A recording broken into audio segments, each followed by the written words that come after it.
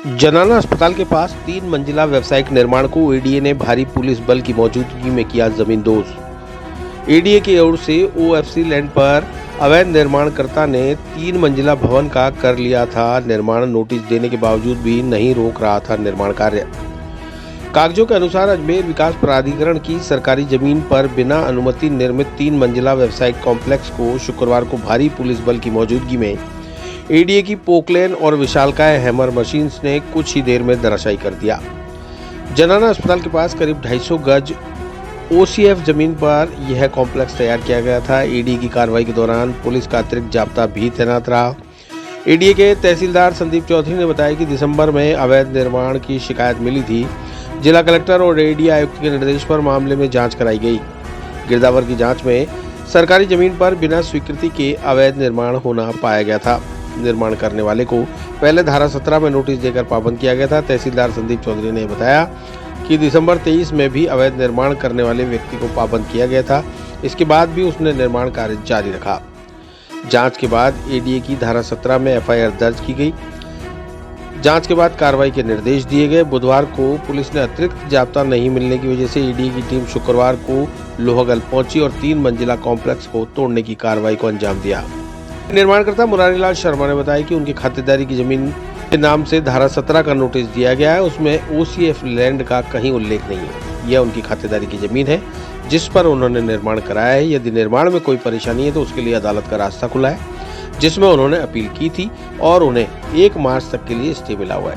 बावजूद इसके तहसीलदार और आयुक्त की हठधर्मिता का शिकार होना पड़ रहा है और उनके लाखों रुपए का नुकसान कुछ ही देर में एडीए ने राजनीतिक द्वेषावश कर दिया। इस बारे में उन्होंने देवनानी बघेल और दीनबंधु चौधरी का नाम भी लिया और कहा कि इनकी वजह से मेरे निर्माण को तोड़ा जा रहा है क्योंकि मैं कांग्रेसी हूँ और ये सब भाजपाई। जी, आज ये तोड़फोड़ हो रही है, इसके बाबत माननीय न्यायालय मुंसिफ कोर्ट से स्टे है।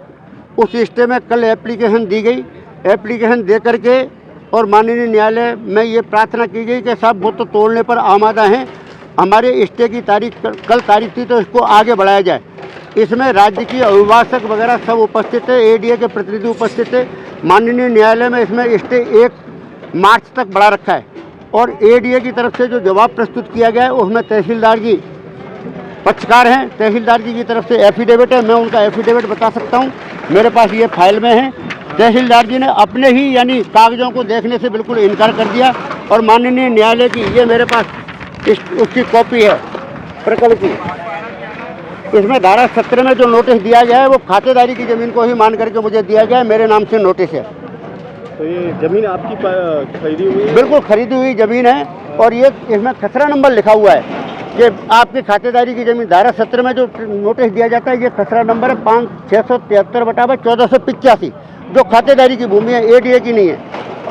तो ये एडीए क्या बता रहा है?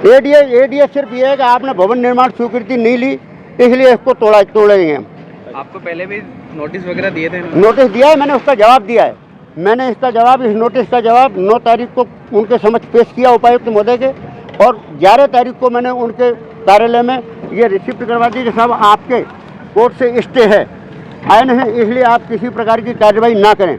उसके बावजूद भी इन्होंने हठधर्मिता पूर्वक 11 तारीख को जब कोर्ट की तामील कराने के बाद में 16 तारीख को उपायुक्त महोदय श्री महावीर सिंह जी आरएएस ने इसमें गलत निर्णय कर दिया और निर्णय करने के तोड़फोड़ के आदेश दे दिए तथा उन्होंने इस आदेश में ये स्पष्ट लिखा है कि इस प्रकार के समकक्ष जो हैं ओसीएफ में जितने मकानात वगैरह बने हैं उनके खिलाफ भी समान रूप से कार्रवाई की जाए। मेरे पास उसकी कॉपी है और किसी के खिलाफ में कोई कार्रवाई की नहीं गई है। तो राजनीतिक दबाव भी है? हाँ, राजनीतिक दबाव है इसमें। मिस्टर देवनानी का दबाव है आए नहीं में और मिस्टर बघेल का दबाव है, दीनबंधु चौधरी का है। मैं कांग्रेस का कार्यकर्ता हूँ रिटायरमेंट के बाद में, इसलिए संपत्ति को जानबूझ करके तोड़ा जा रहा है दो साथों की भावना से। आपका नाम? आपका जी सर, क्या ये जो आज कार्रवाई चल रही है इसमें दिसंबर के अंदर इनकी शिकायत आई थी। तब हमने हमारी जो कलेक्टर महोदया और जो हमारी आयुक्त महोदया उनके आदेशानुसार हमने इसकी जांच करवाई थी, जिसमें हमारे गिरदावर ने इसमें पाया कि ये जो ओसीएफ लैंड होती है उसके अंदर ये अवैधिक निर्माण कर रहे हैं बिना किसी सक्षम स्वीकृति के। और चूँकि ओसीएफ लैंड है तो इसमें कंस्ट्रक्शन किया भी नहीं जा सकता। तो इसके तहत फिर हमने इनको पाबंद भी किया था 29/12/2023 को, लेकिन ये नहीं माने। तो फिर हमने इनके खिलाफ जो एडीए की जो धारा 17 है उसके तहत हमने इन पे प्रकरण दर्ज किया था, जिसके तहत इनको सुनवाई का पूर्ण अवसर देते हुए हमारे डीसी साहब ने इनके खिलाफ बेदखली के आदेश पारित किए हैं। उस आदेशों के तहत ही हम आज यहाँ पे आए हैं और हमने पुलिस से एडिशनल ज़ाब्ता मांगा था, जो हमें आज मिल गया। तो इसके तहत हम ये कार्रवाई कर रहे हैं। संदीप चौधरी।